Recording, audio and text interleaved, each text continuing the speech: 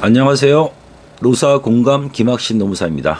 오늘은 일용직 근로자, 단시간 근로자의 주휴수당 지급 의무가 어떤 경우에 지급 있는지, 또는 사용자 입장에서는 이러한 일용직 단시간 근로자에 대한 주휴수당 지급 의무가 없다고 생각하거나 아예 생각해 보지 않는 경우가 많아서 검토할 필요성이 있겠습니다. 우선 주휴수당 일용직인 경우에 살펴보도록 하겠습니다. 일당으로 내가 10만 원을 주기로 약속했다. 근데 이 사람이 만약에 4주를 일했다. 그러면 주휴수당이 발생하게 되겠죠.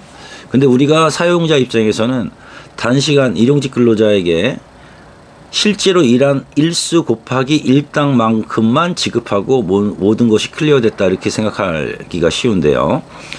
노동법은 그렇지 않고요. 일주간에 15시간 이상을 일한 어떤 형태든 근로자에 대해서 주휴수당을 지급하여야 한다라고 되어 있기 때문에 이 사업주로서는 생각지도 못한 인건비가 추가로 지급될 가능성이 있다는 점을 놓치지 말아야 합니다. 이때 확인해야 할 사항이 있는데요. 일용직 근로자든 단시간 근로자든 해당 주 동안 근로관계가 유지되면서 15시간 이상 일을 한 전제로요. 그 다음에 그 해당 직원이 소정근무일을 모두 개근한 경우에 주휴수당을 지급해야 한다라는 점입니다. 위 세 가지 요건을 충족한 경우에는 의무가 있다.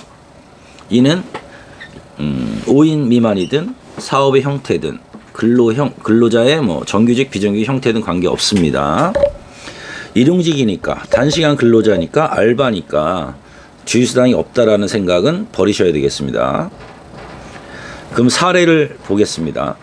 일용직의 경우에 하루 8시간 일당을 10만 원, 월요일부터 금요일까지 일을 했다. 그러면 주 40시간을 일하게 된 거죠.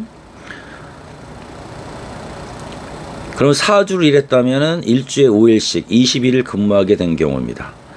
우리가 통상 주 5일을 일하니까 일주에 50만 원씩 4주를 일했으니까 200만 원을 줬다라고 볼 수가 있는데요.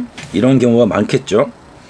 근데 현실적으로 보면, 법리적으로 보면 1주에 주휴일이 발생하고 2주차도 발생하고 3주차에도 발생하는 거는 불변입니다. 그러니까 일단 30만 원은 더 주셔야 됩니다. 일단 4주차도 문제가 되겠죠. 이거는 이제 근로관계가 유지 존속되는 경우에는 줘야 되고, 유지 안 된다고 보면 안 줘도 된다. 이렇게 보시면 되겠습니다. 그래서 일용직 주휴수당 계산 공식이라고 나와 있는데요. 주휴수당은 자신의 소정 근로시간 곱하기 통상 시급입니다. 일당이 곧 1회 주휴수당이 되겠습니다. 만약에 40시간 일했다면요. 일주에. 그래서 1주차, 2주차, 3주차에 주휴수당이 각각 발생하라고 금액은 10만 원씩 30만 원이 발생합니다. 4주차는 근로관계가 유지 존속되는 경우에 대해서는 10만 원.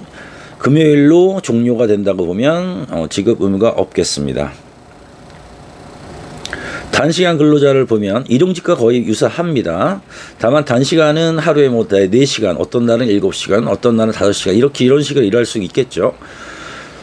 결론적으로 중요한 거는 해당 주에 총 15시간 이상을 근무한 경우에는 주휴수당을 지급할 의무가 있다라는 것입니다.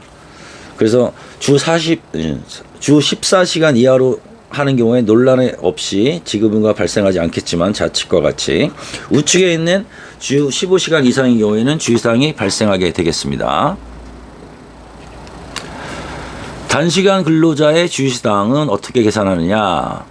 단시간 근로자의 주휴수당은 일용직과 같이 일주에 이 사람이 소정근무 시간이 얼마냐? 예를 들어서 20시간이다. 그러면 40시간분의 20시간 곱하기 8시간 곱하기 통상 시급이 됩니다. 그러면 4시간분의 통상 임금이 주휴수당으로 지급해야 된다. 이렇게 보시면 되겠습니다. 아래 사례를 보면 주 20시간이라는 경우에 시급이 12,000원이다. 그러면 48,000원이 주휴수당이 되겠고요. 사례 B는 25시간이다. 마찬가지로 40분의 25만큼을 주게 되고 있고요. 사례 C는 주 3시간이면 40분의 30만큼을 주게 됩니다. 우리 사용자 입장에서 주로 하는 실수가 아래 예시된 내용입니다. 주유는 일용직이라 줄 수 없다. 단기 계약이나 줄 수 없다. 알바, 단시간 근로니까 안 줘도 된다. 이런 경우에 다 잘못된 관행입니다.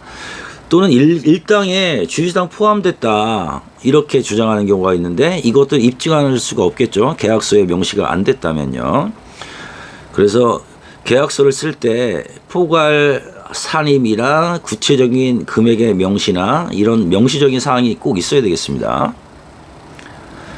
그래서 실제로 사업주는 이런 알바나 단시간 근로자, 일용직을 쓸 때는 근로계약서를 잘 명시하시고 일당 책정한 경우에도 고민을 하셔야 될 부분이 주유수당에 대한 문제입니다.